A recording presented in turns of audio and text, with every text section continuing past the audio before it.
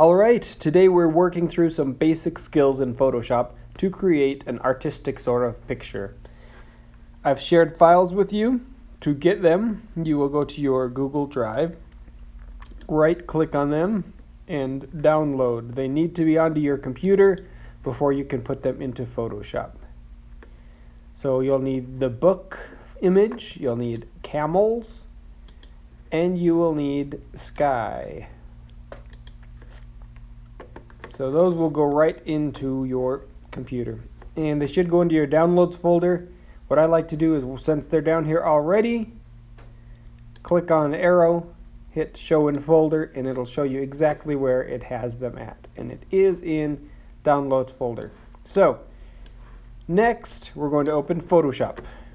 I'll give you a moment to do that. I'll wait for you. Long enough. Okay, once you're into Photoshop, hit create new. And let's make our image that we're going to be working with. Let's make it 12 inches wide by, let's say, 8 inches high. Let's say 9 for now, and we'll adjust it if we need to. Make sure this is set to inches, not to pixels or any other measurement.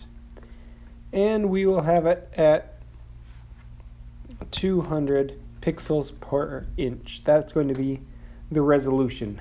How many dots are squeezed into every inch. We'll leave everything else the same and hit create. And it will give us a nice canvas to work on. There we are. So now we want to import our pictures.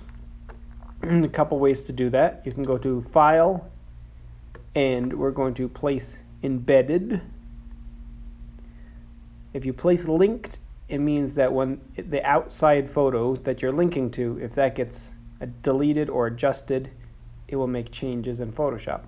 We want to place embedded, meaning it makes a separate copy of our image and puts it in there. We go to where it's stored in downloads, and let's get sky in there by clicking that and placing that.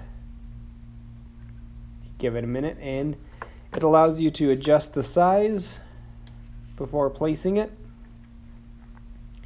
And when it's how you want it to be, you just hit enter, and it is there as part of your image that you're working with.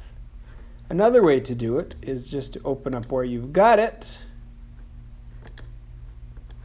This is the second place I have the same files actually. You can just drag it on in there. We're going to leave that at its full size right now. Hit enter. Then we're also going to drag in, the book into Photoshop. And there we go. I think I'll enlarge that a smidgen. Get it where I want it to be.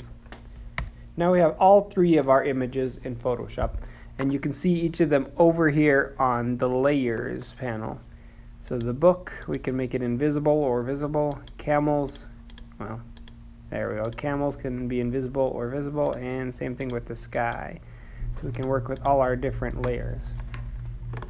So one of the very most useful things that you're going to be able to use in Photoshop are masks. They allow things to be very diverse. And one of the very common things you're going to do in Photoshop is cut out the background of things. We got a messy background in here that we don't want to have in. So to make a mask, I have to do some selection first. So go here to our our quick selection tool. It's a paintbrush with a dotted circle there. And this kind of allows you to paint in the things that you want to keep inside of your picture. So I'm going to make my brush bigger by hitting the right bracket key on my keyboard. You can also adjust it up here, sliding the size. You can also adjust it by holding down Alt and your right mouse button and sliding it back and forth. That's my favorite way. When you slide it up and down, it makes it softer or harder. So if it's very soft, it's going to have a blurry edge to it. If it's hard, it's going to have a very sharp edge to it. And now all we're going to do is paint in what we want to select. So we're going to select the whole book. And that was easy. If you accidentally select something that you didn't mean to, you can hold down the Alt key and a little minus sign appears in your circle, in your brush, and you can paint back to where you want it to be. Okay, now that we have our book selected, we're going to hit mask. So if you'll watch my mouse, it goes down here to this button, and we're going to hit that. And on the layers tab next to book, we have this mask. It has not deleted anything in the book image. It's simply hiding it. On this mask, anything that is white is going to be shown, and you can see that white is in the shape of a book. Anything that is black is going to be hidden. So you can see that this is the shape of the background that disappeared. It was all painted black. It's not perfect, not at all. So what we want to do is take a paintbrush, and we're going to paint directly onto the mask. Make a bigger paintbrush. So if we paint in black on the mask, it's going to make it invisible again. If we paint in white, it's going to make it visible. So I've got white right there. If I make a strip of white, suddenly we can see that background again. And I'm going to undo that by hitting Control-Z. If instead we paint in black, I'm just going to hit this little switch arrow to put black as my foreground color. Everything we're painting black is going to become invisible. So we've got this jagged line around the outside of the book, which is no good for us. I'm going to zoom in a bit. I zoom in by hitting Alt and the scroll button on the mouse. You can also use the magnifying glass over here. And I'm going to make my brush not quite that soft. Drag its hardness up to 43. Again, I can do that up here. I can adjust how hard or soft I want it to be. And I'm going to paint in right along the edge carefully to get that blurry edge I was looking for. These little bumps that remain there, those are part of the sky, the other image that we're working with, so don't let that confuse you. So once you have painted that all in,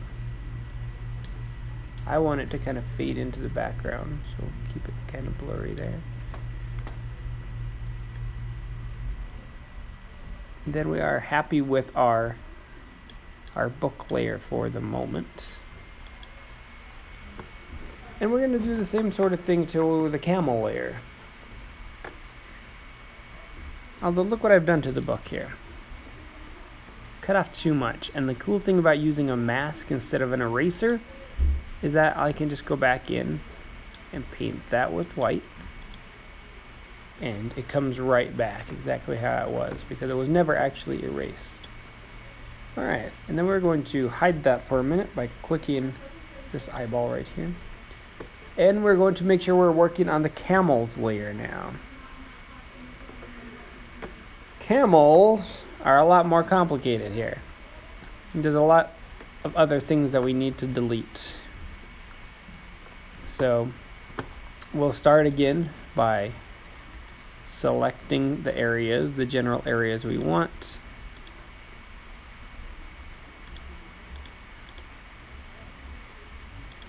Keep the people, we'll keep the camels. That rope is going to be tricky.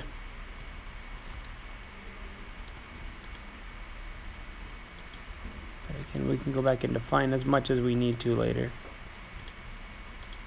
Select them all. I've got some sand here I didn't want, so I just hold down Alt and say, hey, no sand please. And we go over and add our camel's legs.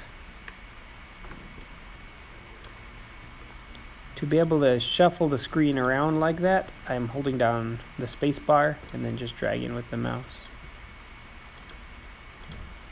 So this is going to be tricky. So I'm just going to allow that sand to remain there. And we'll clean it up in a second. So again, we're just going to go over here. We're going to hit the mask. Everything that wasn't selected is hidden. Everything that was selected is shown. And we just go back in with the brush again. Switch it to black. we're going to get rid of some of this stuff that we did not need in there. We have to go quite a bit closer. Shrink our mouse down and do it by hand.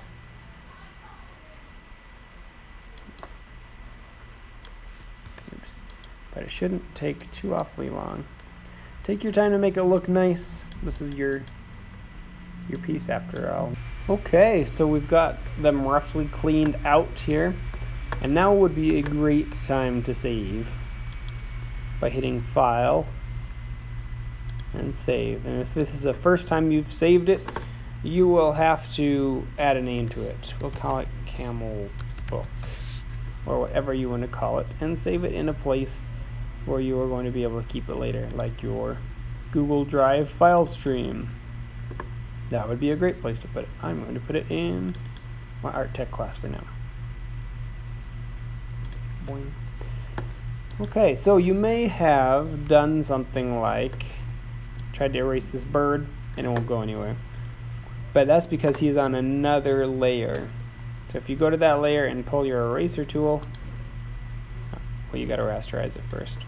You can totally erase that bird. But for now, we're not worried about that. Another thing to keep in mind is that we're not actually erasing, right? We're painting.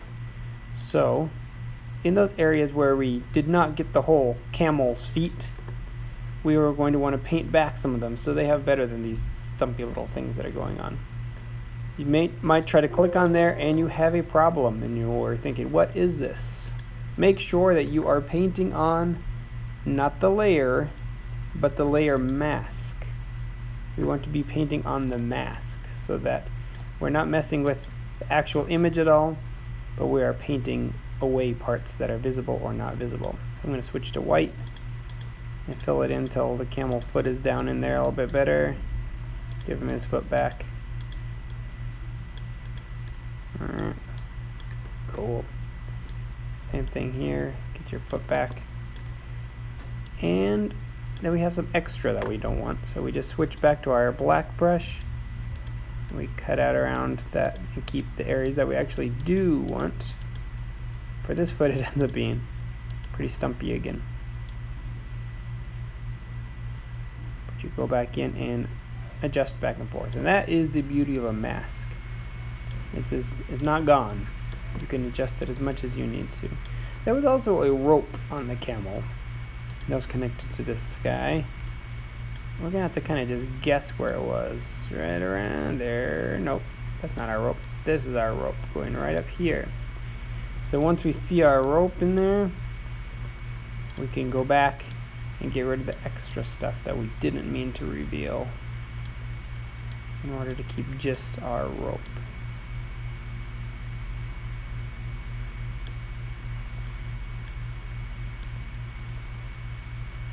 I keep adjusting the brush size as needed by holding down Alt and the right mouse button and just dragging back and forth. And you'll notice on these pictures they're pretty messy. They're not well defined.